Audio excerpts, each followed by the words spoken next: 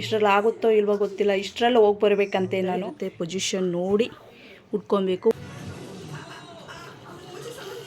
ಅಲ್ಲಿಗೆ ಹೋಗಿ ಅವಳನ್ನ ಗಾರ್ಮೆಂಟ್ಸ್ ಹತ್ರ ಬಿಟ್ಟು ನಾನು ಮತ್ತೆ ಬಂದು ರೆಡಿ ಆಗಬೇಕು. Hello, welcome back to my YouTube channel. ಇವತ್ತು ನಾನು ಎಲ್ಲಿ ಹೋಗ್ತಾ ಇದ್ದೀನಿ ಅಂತಂದರೆ ತಂಬೆಲೆಲ್ಲ ನೋಡಿರ್ತೀರಾ. ನಾನು ಮಂತ್ರಾಲಯಕ್ಕೆ ಹೋಗ್ತಿದ್ದೀನಿ. ಫಸ್ಟ್ ಟೈಮ್ ಹೋಗ್ತಿರೋದು, ಇವತ್ತೇ ಹೊರಟಿರೋದು. ಹೋಗ್ತಾ ಇದ್ದೀನಿ. ಬೆಳಗಿಂದ ಬಜ್ಜಿತಿ ಎಲ್ಲ ಮಾಡಿಕೊಂಡು ಇವಾಗ ಮಧ್ಯಾಹ್ನ 2 ಗಂಟೆ ಕರೆಕ್ಟಾಗಿ ಹೊರಟಿದ್ದೀವಿ. ಹಾಸನಿಗೆ ಹೋಗಬೇಕು. ಹಾಸನಿಂದ ಟ್ರೈನು. ಹೆಂಗೆ ಹೋಗ್ತೀವಿ, ಎಷ್ಟು ಖರ್ಚಾಗುತ್ತೆ, ಯಾವ ಥರ ಎಲ್ಲಿ ಹೋಗಿ ಸ್ಟೇ ಆಗ್ತೀವಿ, ಎಲ್ಲ ಡೀಟೇಲ್ಸು ಕೊಡ್ತೀನಿ. ನಮ್ಮ ಚಾನಲ್ನ ಸಬ್ಸ್ಕ್ರೈಬ್ ಮಾಡಿ, ಲೈಕ್, ಶೇರ್, ಕಮೆಂಟಾಗಿ ಹೊಡ್ತಾ ಇದ್ದೀನಿ. ಅದರಲ್ಲಿ ನಮ್ಮ ಅಕ್ಕ ಬೇರೆ ಗಾರ್ಮೆಂಟ್ಸ್ ಹತ್ರಕ್ಕೆ ಹೋಗಬೇಕು, ಬಾರೆ ಅಂತ ಕರಿತಾ ಇದ್ದಾಳೆ. ಒಂದೇ ಉಸಿರಿಗೆ ಈಗ ಅಲ್ಲಿಗೆ ಹೋಗಿ ಅವಳನ್ನ ಗಾರ್ಮೆಂಟ್ಸ್ ಹತ್ರ ಬಿಟ್ಟು ನಾನು ಮತ್ತೆ ಬಂದು ರೆಡಿ ಆಗಬೇಕು. ಮನೆಯಲ್ಲಿ ಅಡುಗೆ ಮಾಡಬೇಕು, ಪಾತ್ರೆ ತೊಳಿಬೇಕು, ಮನೆ ಕೆಲಸ ಮಾಡಬೇಕು, ಎಲ್ಲ ಕೆಲಸ ಮಾಡಿಟ್ಟು ನಾನು ಹೊರಡಬೇಕು. ಮಧ್ಯದಲ್ಲಿ ಇವಳ್ದು ಬೇರೆ. ಇವಾಗ ಅವಳನ್ನ ಕರ್ಕೊಂಬರೋಕ್ಕೆ ಗಾರ್ಮೆಂಟ್ಸ್ ಹತ್ರಕ್ಕೆ ಹೋಗಿ, ಬಸ್ ಸ್ಟ್ಯಾಂಡಿಗೆ ಹೋಗಿ ಮತ್ತೆ ಗಾರ್ಮೆಂಟ್ಸ್ ಹತ್ರಕ್ಕೆ ಕರ್ಕೊಂಡು ಹೋಗ್ಬೇಕು. ಮತ್ತು ನನಗೆ ಲೇಟ್ ಆಗೈತೆ, ನೀನು ಈ ಥರ ಮಾಡ್ತಿದ್ಯಲ್ಲ, ಅದಕ್ಕೆ ಗಾರ್ಮೆಂಟ್ಸ್ ಹತ್ರಕ್ಕೆ ಅಂತ ಹೇಳಿ ಕರ್ಸ್ಕೊಂಡು ಜೆರಾಕ್ಸ್ ಅಂಗಡಿ, ಬ್ಯಾಂಕ್ ಅಂಗಡಿ ಸುತ್ತಿಸ್ತವಳೆ. ನಮ್ಮ ಪರಿಸ್ಥಿತಿನ ಇನ್ನು 2 ಅವರ್ ಹೊರಡಬೇಕು. ಸ್ಕೂಲ್ ಹತ್ರ ಬಂದಿನ ಮಕ್ಳು ಕರ್ಕೊಂಡು ಹೋಗೋಕ್ಕೆ 12:15 ಆಗೈತೆ. ಮನೆಗೆ ಬಂದು ನಾನು ಯಾವಾಗ ಹೊರಡೋಣ? ಇನ್ನೂ ಪೂಜೆನೂ ಕೂಡ ಆಗಿಲ್ಲ, ಪ್ಯಾಕಿಂಗ್ ಆಗಿಲ್ಲ. ನಾನು ಯಾವಾಗ ಹೊರಡೋಣ ಅಂತಲೇ ಈ ಸೀರೆ ಉಟ್ಕೊಳೋಣ ಅಂತ ಇದನ್ನು ತೊಗೊಂಡಿದ್ದೀನಿ.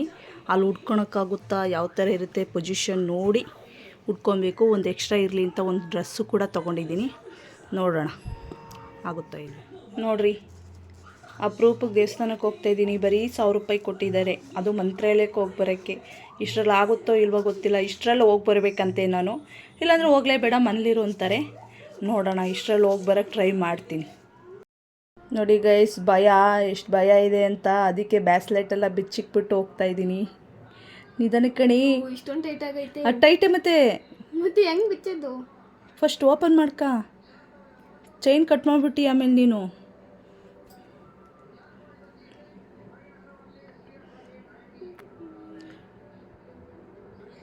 ಆಗ್ತಿಲ್ವಾ? ಯಾಕೆ ಬೇಕು? ದೇವಸ್ಥಾನದಲ್ಲಿ ಏನಾರು ಮಲ್ಕೊಂಡ್ರೆ, ಟ್ರೈನಲ್ಲಿ ಏನಾರು ಮಲ್ಕೊಬಿಟ್ರೆ ಅಂತ ಭಯ. ಅದಕ್ಕೆ ಎಲ್ಲ ಬಿಚ್ಚಿಡ್ತಾ ಇದ್ದೀನಿ. ಇದನ್ನು ಬಿಚ್ಚಿಕ್ತೀನಿ. ಮತ್ತು ರಿಂಗು ಅಷ್ಟೇ, ಇದು ಲೂಸ್ ಇದೆ. ಇದು ತೆಗಿ ನೋಡು, ಅಷ್ಟು ಫ್ರೀಯಾಗಿ ಬಂದುಬಿಡುತ್ತೆ. ಅದಕ್ಕೇ ನೈಟ್ ಹೊತ್ತು ಜರ್ನಿ ಅಲ್ವಾ ಟ್ರೈನಲ್ಲಿ, ಅದಕ್ಕೋಸ್ಕರ ಗೋಲ್ಡೆಲ್ಲ ಬಿಚ್ಚಿಕ್ಬಿಟ್ಟು ಹೋಗ್ತಾ ಇದ್ದೀನಿ. ಎಷ್ಟು ಸೇಫ್ಟಿ ಅಲ್ವಾ? ನನಗೆ ಟೈಮ್ ಆಗಿತ್ತು ಅನ್ನೋದ್ರಲ್ಲಿ ನನ್ನ ಮಕ್ಕಳು ಅಮ್ಮ ಪಾಯಸ ಮಾಡಿಕೊಡಮ್ಮ ಅಂತ ಇಟ್ಕೊಂಡ್ರು. ಇನ್ನು ಅಳ್ತಾರಲ್ಲ, ಹೋಗೋ ಟೈಮಲ್ಲಿ ಅಳ್ತಾರೆ ಅಂತ ಅಂದ್ಬಿಟ್ಟು ನಾನು ಕೂಡ ಪಾಯಸ ಮಾಡಿಕೊಟ್ಟೆ ಅವರಿಗೆ. ನೋಡಿ ತಿಂತಾ ಇದ್ದಾರೆ. ಆಮೇಲೆ ನಾನು ಹಂಗೆ ಅಷ್ಟರಲ್ಲಿ ಬೇಗ ಪೂಜೆ ಎಲ್ಲ ಮಾಡಿ ಮುಗಿಸ್ಕೊಂಡೆ. ಪೂಜೆ ಮಾಡಿ ಮುಗಿಸಿದ ತಕ್ಷಣ ಫಾಸ್ಟಾಗಿ ಎಲ್ಲ ಪ್ಯಾಕಿಂಗ್ ಮಾಡಿಕೊಂಡು ಇವಾಗ ರೆಡಿಯಾಗಿ ಹೊರಟು ನಿಂತಿದ್ದೀನಿ. ಎಲ್ಲ ಪ್ಯಾಕಿಂಗ್ ರೆಡಿ. ಹೆಂಗ್ ಕರಿತೀರಾ ಇಬ್ರು? ಚಿತ್ತಿ, ನನಗಂತೂ ಸಖತ್ ಬೇಜಾರಾಗ್ತೈತೆ. ನಾಳೆ ಒಂದ್ ದಿವಸ ಹೆಂಗಿರೋದು ಅಂತ. ನಮಗ್ ಬೇಜಾರಾಗ್ತೈತೆ. ನಮ್ ಚಿಕ್ಕಪ್ಪ ಕಣ್ಣಲ್ಲಿ ಕಣ್ಣೀರು ತುಂಬ್ಕೊಂಡ್ಬಿಟ್ಟೈತೆ. ಬರೀ ದೇವಸ್ಥಾನ ಕಳ್ಸಕ್ಕೆ ಹಿಂಗ ಆಡ್ತಿದೀವಲ್ಲ ಚಿತ್ತಿ ನಾವು. ನಮಗೆ ಗಾನ ಪುಣ್ಯನ ಹೆಂಗ್ ಹಿಡಿಯೋದು ಅಂತ ಬೇಜಾರಾಗ್ತೈತೆ.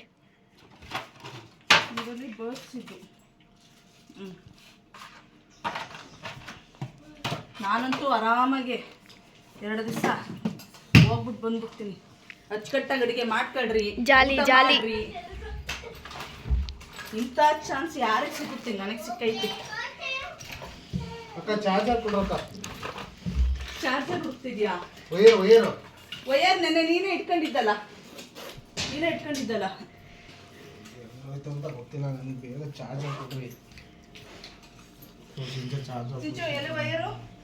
ಏನ್ ವಯರು? ಅವಳ ಬ್ಯಾಗು ಪುಣ್ಣಿ ಬ್ಯಾಗು ಅದ್ರೊಳಗೆ ಇರಬೇಕು. ನಮ್ಮ ಚಿತ್ತಿ ಕೊನೆಗೂ ದೇವಸ್ಥಾನಕ್ಕೆ ಹೊರಟೇ ಬಿಡ್ತು. ಬ್ಯಾಗ್ ಎಲ್ಲ ಪ್ಯಾಕ್ ಆಗೈತೆ. 2 ದಿವಸ ಹೆಂಗಿರೋದೋ ಗೊತ್ತಿಲ್ಲ. ಏನಿಲ್ಲ, ಅಡುಗೆ ಮಾಡ್ಕೊಳ್ರಿ, ಉಣ್ಕೊಳ್ಳಿ, ಮಕ್ಕಳಿ ಅಷ್ಟೇ. ಕರೆಕ್ಟಾ? ಹೊಡೋದಾ? ಡ್ರಾಪ್ ಮಾಡೋದು ಚಿಕ್ಕಪ್ಪ. ಎಲ್ಲಿ ಚಿಕ್ಕಪ್ಪ? ಆಗಲ್ಲ. ಮತ್ತೆ ನಾನು ಊಟನೇ ಮಾಡಿಲ್ಲ ಕಣೆ. ಹೌದು, ಮಾಡೋಗು. ಕೊಡು, ಸ್ವಲ್ಪ ಅನ್ನ ಹಾಕ್ಕೊಡು. ಮೇಯ್ನ್ ಬೇಕಾಗಿರೋ ಆಧಾರ್ ಕಾರ್ಡ್ನೇ ನಮ್ಮ ಚಿತ್ತಿ ಬಿಟ್ಟು ಹೋಗ್ತೈತೆ. ಎಲ್ಲಿ ಚಿತ್ತಿ? ನಿಮ್ ಚಿಕ್ಕಪ್ಪ ಹೋಗ್ಬಿಟ್ಟು ಬಾ ಅಂತ ಒಂದ್ ಮಾತು ಹೇಳ್ತಾ ಇಲ್ಲ. ನೋಡು ಪಾಪ ಉರಿತೈತೆ ಗೊತ್ತಾ ಅಂತ ಹೇಳ್ತೈತೆ. ಸಖತ್ ಹೊಟ್ಟೆ ಉರ್ಕೊಂಡೈತೆ. ನಾನು ಹೋಗ್ತಿರೋದು ಹೊಟ್ಟೆ ಉರಿತೈತೋ, ನೀನು ಬಿಟ್ಟು ಹೋಗ್ತಿರೋದು ಹೊಟ್ಟೆ ಉರಿತೈತೋ? ಯಾವ್ದಕ್ಕೆ ನಾನು ಹೋಗ್ತಿರೋದು? ದೇವ್ರೆ, ಇಂಥ ಗಂಡನು ಇರ್ತಾರ? ನಿನ್ನೆ ಝೂಮ್ ಹಾಕಿ ವಿಡಿಯೋ ಮಾಡ್ತಿದ್ದೀನಿ ಚಿಕ್ಕಪ್ಪ. ಅನ್ನ ತಿಂತಿರೋದು ಮಾಡ್ತೀಯಾ? ಬೇಗ ಬೇಗ ತಿನ್ನು.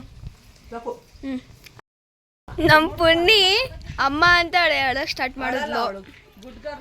ಅವಳಂತೂ ಖುಷಿಯಾಗಿದ್ದಾಳೋ ಏನೋ ಗೊತ್ತಿಲ್ಲ, ನಮಗಂತೂ ಬೇಜಾರಾಗ್ತೈತೆ.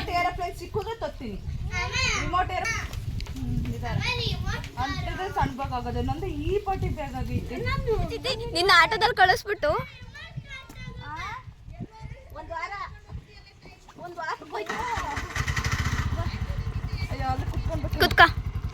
ಕುತ್ಕೊಂಡ್ಮೇಲೆ ಕೊಡ್ತೀನಿ. ಬಾಯ್ ಬಾಯ್ ಪವಿ, ಹುಷಾರ್ ಮನೆ ಕಡೆ. ರಿಮೋಟ್. ತುಂಬ ಬಸ್ಸೆಲ್ಲ ರಶ್ಶು, ಎಷ್ಟೊತ್ತಾದರೂ ಬಸ್ ಸಿಗಲಿಲ್ಲ, ಲೇಟ್ ಆಗಿಬಿಟ್ಟಿತ್ತು ಹೋಗೋಷ್ಟರಲ್ಲಿ. ಎಲ್ಲ ಹೊಡೆದಾಕ್ಬಿಟ್ಟಿದ್ದಾರೆ. ಟಿಕೆಟ್ ತಗೊಳೋದೆಲ್ಲಿ ಅಂತಲೇ ಗೊತ್ತಾಗ್ತಾ ಇಲ್ಲ. ಆಂಟಿ ಟಿಕೆಟ್ ಒಳಗಡೆ ಹೋಗಿ ತಗೊಬೋದು ಆಂಟಿ, ಒಳಗಡೆ ಹೋಗ್ತಾ ನಾವು ಹುಡುಕ್ತಾ ಇದ್ದೀವಿ. ಅಲ್ಲೆಲ್ಲರೂ ತಗೋ. ಒಳಗಡೆ ಹೋಗಿ ರೈಟು. ಟಿಕೆಟ್ ತಗೊಳಕ್ಕೆ ಆಂಟಿನ ಕಳಿಸ್ಬಿಟ್ಟು ನಾನು ಗಾಡಿ ಚೆಕ್ ಮಾಡೋಕೆ ಹೋಗ್ತಾ ಇದ್ದೀನಿ.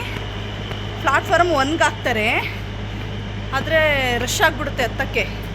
ಆ ಪ್ಲಾಟ್ಫಾರ್ಮ್ಗೆ ಹಾಕ್ದಾಗ ಯಾಕಂದರೆ ಮುಂಚೆನೇ ಅದು ಕುತ್ಕೊತಾರೆ, ಇಲ್ಲಿಂದನೇ ಹೊರಡೋದಲ್ವ, ಹಂಗಾಗಿ ಇಲ್ಲಿ ಬೇರೆ ಕಡೆ ನಿಲ್ಲಿಸಿರ್ತಾರೆ. ಅಲ್ಲಿ 3ರಲ್ಲಿ 1 ನಿಂತಿದೆ, ಸುಸ್ತಾಗ್ತಿದೆ. ಅದನ್ನು ಹೋಗಿ ಹೆಸರು ನೋಡಿಕೊಂಡು ಹತ್ತಿ ಸೀಟ್ ಇಟ್ಕೋಬೇಕು, ಆಮೇಲೆ ಪ್ಲಾಟ್ಫಾರ್ಮ್ಗೆ ಹಾಕ್ತಾರೆ. ನಾನು ಅದಕ್ಕೆ ಹೋಗ್ತಾ ಇದ್ದೀನಿ, ನೋಡೋಣ ಅದೇನಾ ಗಾಡಿ ಅಂತ. ಒಂದು ನಿಂತಿದೆ ಗಾಡಿ, ನೋಡಬೇಕು. ಗಾಡಿ ಇದೆ ಅನಿಸುತ್ತೆ, ಸೊಲ್ಲಾಪುರ ಎಕ್ಸ್ಪ್ರೆಸ್ಸು. ಆಲ್ರೆಡಿ ಜನ ಇಟ್ಕೊಂಡ್ಬಿಟ್ಟಿದ್ದಾರೆ ಅನಿಸುತ್ತೆ ಸೀಟ್ಗಳನ್ನೆಲ್ಲ. ಫುಲ್ಲು ರಿಸರ್ವೇಷನ್ ಬೋಗಿ, ಎಲ್ಲೂ ಜಾಸ್ತಿ ಬೋಗಿಗಳೇ ಇಲ್ಲ. ಲಾಸ್ಟಲ್ಲಿ ಫಸ್ಟಲ್ಲಿ 2 ಬೋಗಿ ಮಾತ್ರ ಹಾಕಿದ್ದಾರೆ. ನೋಡೋಣ ಗಾಡಿ ಇದಾವಲ್ವ, ನೋಡಿ ಕೇಳಿ ಹತ್ತೋಣ. 1 ಅವರ್ ಮುಂಚೆನೇ ಬಂದಿದ್ದೀವಿ, ಅದಕ್ಕೆ ಅಂತ ನೋಡಬೇಕು.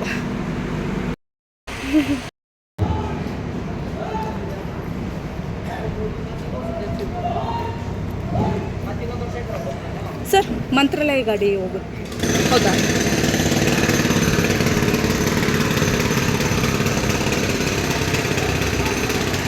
ಬಲಗಾಲಿಟ್ಟು ಹೋಗ್ತಾ ಇದ್ದೀನಿ. ದಿನ ರಿಸರ್ವೇಷನೋ ಜನರಲ್ ಬಗ್ಗೆನೋ ಏನೋ ಗೊತ್ತಿಲ್ಲ.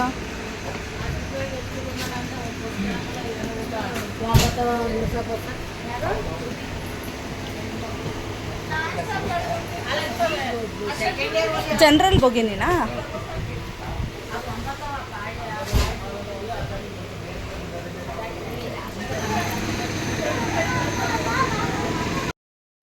ಹಿಂದೆ ಬನ್ನಿ ಅಂದರೆ ಮುಂದೆ ಹೋಗ್ಬಿಟ್ಟಿದ್ದಾರೆ, ಫುಲ್ಲು ಹಿಂದೆ ಹೋಗ್ಬಿಟ್ಟು ಅಲ್ಲಿಂದ ನಡ್ಕೊಂಡು ಬರ್ತಾ ಇದ್ದಾರೆ ಒಂದೇ ಹೊಸರಿಗೆ.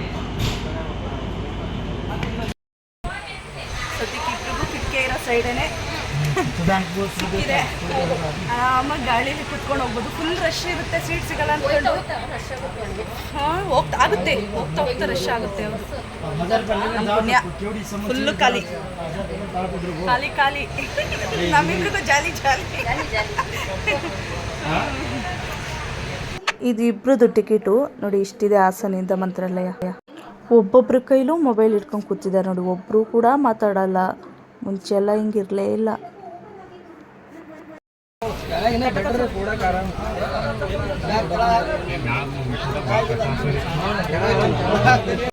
ನಾವು ರೈಸ್ ಬಾತ್ ತಗೊಂಡು ಇಬ್ಬರು ಕೂಡ ತಿಂದು ನೋಡಿ, ಇವಾಗ ಎಷ್ಟು ರಶ್ ಆಗಿದೆ. ಮೇಲೆ ಕೆಳಗಡೆ ಎಲ್ಲ ಫುಲ್ ಆಗಿಬಿಟ್ಟಿದೆ.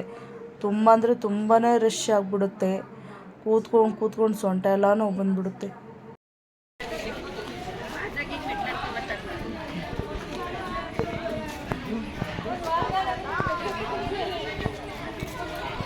ಮೆಟ್ಲಿಂದ ಬರ್ತಿದ್ದಂಗೆ ರೈಟಿಗೆ ಐತಲ್ಲ ಕಾಂಪೌಂಡ್, ಇದು ಹೊಡೆದಾಕಿರೋದು ಅನಿಸುತ್ತೆ.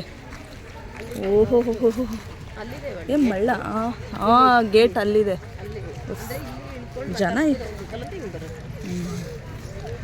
ಜನ ಇದ್ದಾರೆ, ಬೇಜಾನ್ ಜನ ಇರ್ತಾರೆ.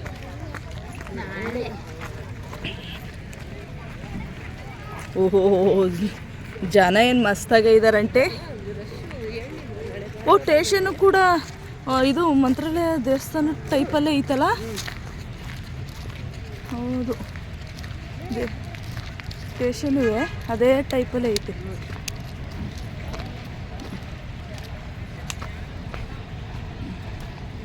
ಇಲ್ಲಿ ಜನ ಮಾಡಿಕೊಂಡು ಗಾಡಿಗಳು ಕರ್ಕೊಂಡೋಗಿ ಬಿಡ್ತಾರೆ. ಭಯ ಆಗಲ್ಲ.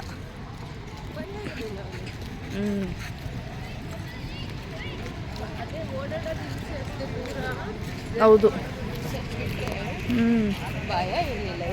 ತುಂಬ ಜನ ಇರ್ತಾರೆ, ಆರಾಮಾಗಿ ಹೋಗ್ಬೋದು.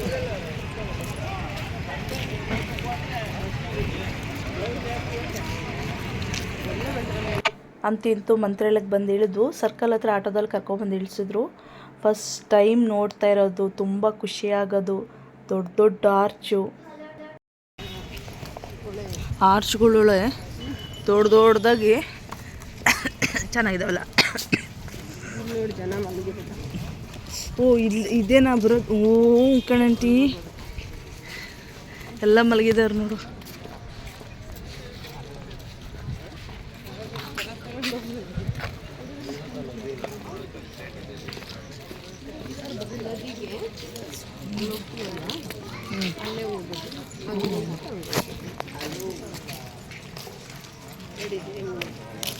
ಹೌದು, ಧರ್ಮಸ್ಥಳದಲ್ಲಿ ಮಲ್ಕೊಂತಾರಲ್ಲ ಹಂಗೆ.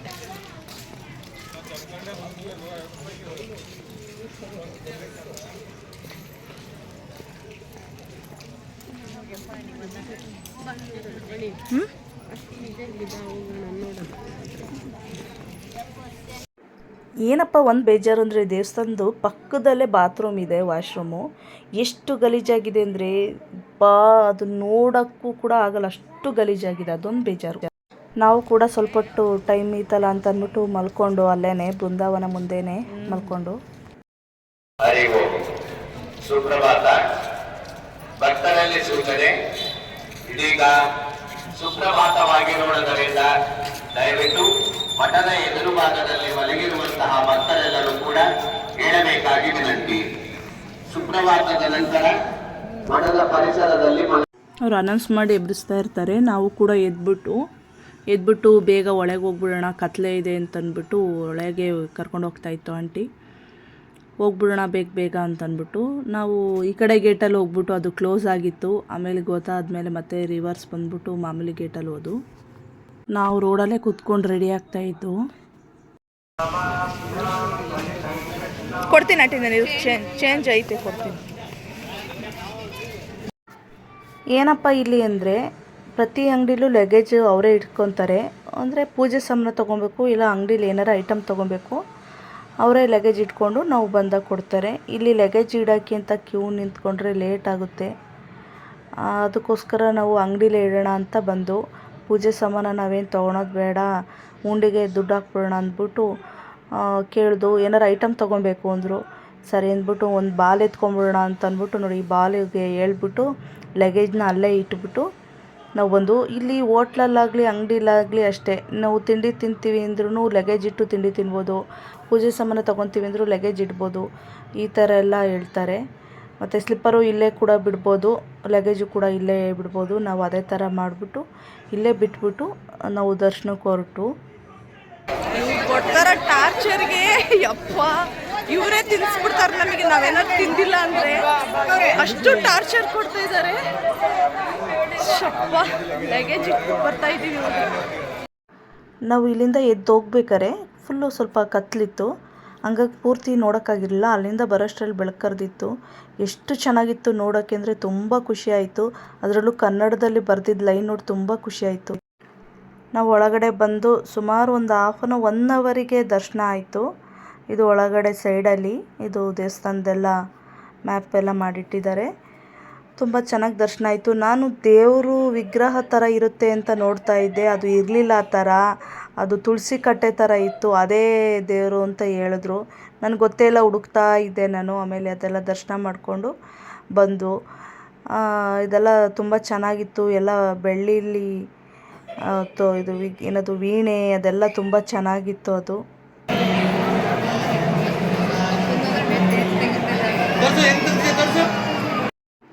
ಒಳಗಡೆ ಹೋಗುವಾಗ ಇಷ್ಟೊಂದು ಜನನೇ ಇರಲಿಲ್ಲ. ಆಚೆ ಬಂದು ನೋಡ್ತೀವಿ ಎಷ್ಟೊಂದು ಜನ ಅಂದರೆ ಗ್ರೌಂಡ್ ಫುಲ್ಲು ಜನ ತುಂಬ್ಕೊಂಡು ಹೋಗಿದ್ದಾರೆ. ನನಗಂತೂ ಫುಲ್ಲು ಆಶ್ಚರ್ಯ, ಏನಿದು ಇಷ್ಟೊಂದು ಜನ ಇದ್ದಾರೆ ಅಂತ ಇದೆ. ಅಷ್ಟೊಂದು ಜನ ಇದ್ದರು. ನಾವು ಬೇಗ ದರ್ಶನ ಮಾಡ್ಕೊಂಬಂದಿದ್ದೆ, ಒಳ್ಳೆಯದಾಯಿತು ಅಂತ ನಾವು ಅಂದ್ಕೊತಾ ಇದ್ವು. ತುಂಬ ಜನ ಇದ್ದರು. ನಾವು ದರ್ಶನ ಆದಮೇಲೆ ತಿಂಡಿ ಮಾಡ್ಕೊಂಬಿಟ್ಟು ಬೇರೆ ಕಡೆ ಎಲ್ಲ ಹೋಗೋಣ, ಫಸ್ಟ್ ತಿಂಡಿ ತಿಂದ್ಬಿಡೋಣ, ತಿಂಡಿ ತಿಂದ ತಕ್ಷಣ ಹೊರಡೋಣ ಅಂತ ಫಸ್ಟ್ ತಿಂಡಿ ಮಾಡಿಬಿಟ್ಟು ನಾವು ಲಗೇಜ್ ಎಲ್ಲ ಎತ್ಕೊಂಡು ಆಟೋದಲ್ಲಿ ಮಾತಾಡಿಕೊಂಡು ಪ್ಲೇಸ್ಗಳು ನೋಡೋಕೆ ಹೋಗೋಣ ಅಂತ ಅಂದ್ಬಿಟ್ಟು ಆಟೋದಲ್ಲಿ ಒಬ್ಬೊಬ್ರಿಗೆ 200 ಅಂತ ಹೇಳಿದ್ರು. ಮಾತಾಡಿಕೊಂಡು ಹೋಗೋಣ ಅಂತ ಹೊರಟು ಆಟೋದವ್ರು 1 ಅವರ್ ಕಾಯಿಸಿದ್ರು ಸೀಟ್ ಆಗಬೇಕು ಅಂತ ಅಂದ್ಬಿಟ್ಟು. ನಾವು ಇಳಿದು ಹೋಗ್ತೀವಿ ಅಂತ ಹೇಳಿ ಕೊನೆಗೆ ಆಟೋದವ್ರ ಡ್ರೈವರ್ನ ಹಿಡ್ಕೊಂಡು ಹೊರಡಿಸ್ಕೊಂಡು ಕರ್ಕೊಂಡು ಹೋಗೋಷ್ಟೊತ್ತಿಗೆ ಟೈಮ್ ಆಗೇ ಹೋಯ್ತು ಅಲ್ಲೇ. ಅದಾದಮೇಲೆ ಆಟೋದವ್ರು ಬಂದರು. ಬಂದ ತಕ್ಷಣ ನಾವು ಹೋಗ್ತಾ ರೋಡಲ್ಲಿ ರೋಡ್ ನೋಡಿದ್ರೆ ಯಾವ ಥರ ಇದೆ ಅಂದರೆ ಹೋಗೋದೇ ಬೇಡ ಅನಿಸ್ಬಿಡ್ತು. ಅಷ್ಟು ಬೇಜಾರಾಗೋಯ್ತು ಅದನ್ನು ರೋಡೆಲ್ಲ ನೋಡಿಬಿಟ್ಟು. ತುಂಬ ಹಾಳಾಗ್ಬಿಟ್ಟಿತ್ತು ರೋಡು. ಫಸ್ಟಿಗೆ ನಮ್ಮನ್ನ ಆಂಜನೇಯ ಸ್ವಾಮಿ ದೇವಸ್ಥಾನಕ್ಕೆ ಕರ್ಕೊಬಂದರು. ದೊಡ್ಡ ವಿಗ್ರಹ ಇಲ್ಲಿ ತೋರಿಸಿದ್ರು ಫಸ್ಟ್ ನಮ್ಮನ್ನ.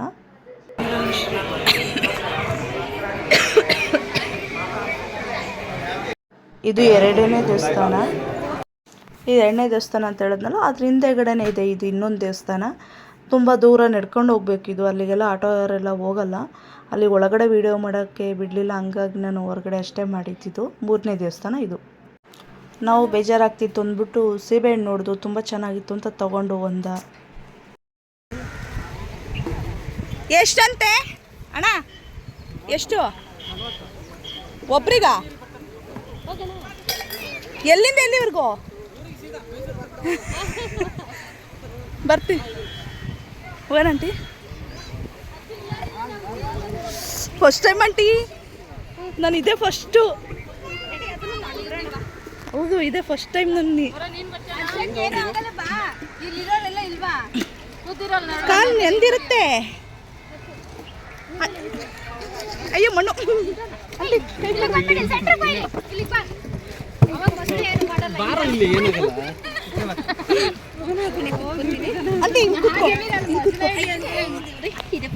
అంటే ನಮ್ಮ ಗಂಗನಗರ ಕೆರೆಯಲ್ಲಿ ಹೋಗೋಣ. ಟಪ್ಪು ನಾನಂತ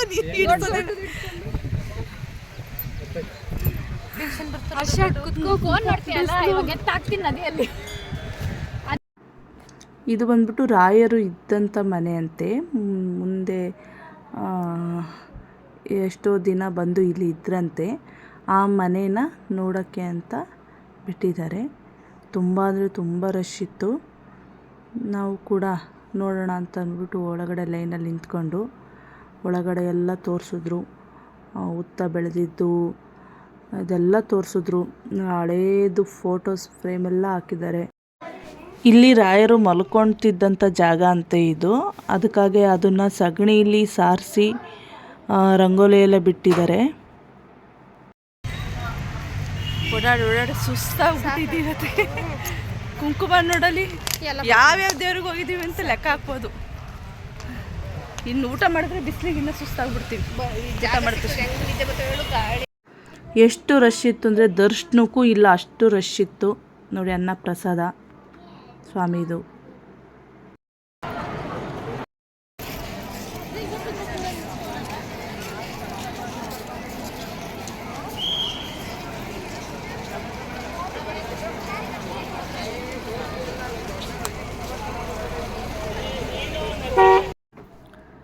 ಬರುವಾಗಂತೂ ತುಂಬಾ ಹಿಂಸೆ ಆಯಿತು ಟ್ರೈನದ್ದು.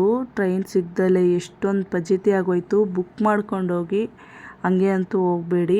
ನಾವು ಬರೋದು ಲೇಟ್ ಆಗುತ್ತೆ ಅಂತ ಹೇಳಿದ್ದು, ಆದರೆ ಒಂದಿನ ಮುಂದೆನೇ ಬಂದುಬಿಟ್ಟಿದ್ದು. ನಮ್ಮ ಮನೆಯವರಿಗೆ ಅದಕ್ಕೋಸ್ಕರ ಸರ್ಪ್ರೈಸ್ ಆಗೋಯ್ತು. ಅವ್ರು ಎದ್ದು ಬಾಗಿಲು ತೆಗೆದ್ರು. ನಾನು ಊರಿಂದ ಬಂದಿದ್ದ ದಿನ ಒಂದು ಆರ್ಡ್ರ್ ಬಂತು, ಮೀಶೋದಿಂದ ಆರ್ಡ್ರ್ ಮಾಡಿದ್ದೆ, ಅದು ಕೂಡ ಬಂತು. ನಮ್ಮ ಚಾನಲ್ ಇಷ್ಟ ಆದರೆ ಲೈಕ್, ಶೇರ್, ಕಮೆಂಟ್ ಮಾಡಿ, ಸಬ್ಸ್ಕ್ರೈಬ್ ಮಾಡಿ. ಹಾಗೆ ಮಂತ್ರಾಲಯಕ್ಕೆ ಯಾರ್ಯಾರು ಹೋಗಿದ್ದೀರಾ ಕಮೆಂಟ್ ಮಾಡಿ. ಬ್ಯಾಗ್ ಚೆನ್ನಾಗಿದ್ರೆ ಹೇಳಿ.